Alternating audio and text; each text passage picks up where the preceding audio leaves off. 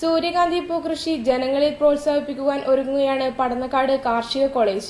Farm അധികൃതർ തമിഴ്നാട്ടിൽ നിന്ന് വിത്ത് കൊണ്ടുവന്ന് കൃഷി നടത്തി ഫാമിൽ വിജയം കണ്ടെത്തിയിരിക്കുകയായിരുന്നു. 3 മാസം പ്രായമായ സൂര്യകാന്തി പൂത്തു നിൽക്കുകയാണ്. വിടർന്നു നിൽക്കുന്ന സൂര്യകാന്തി പൂക്കൾ ആരുടെയും മനം കവരും. സൂര്യകാന്തി സൗന്ദര്യം കണ്ട് അതിശയിക്കേണ്ട.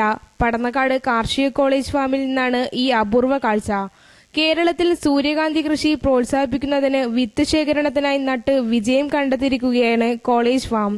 തമിഴ്നാട്ടിലെ ഈർപ്പമുള്ള പ്രദേശത്ത് മാത്രം ധാരാളം കാണുന്ന സൂര്യകാന്തി കേരളത്തിൽ അപൂർവം.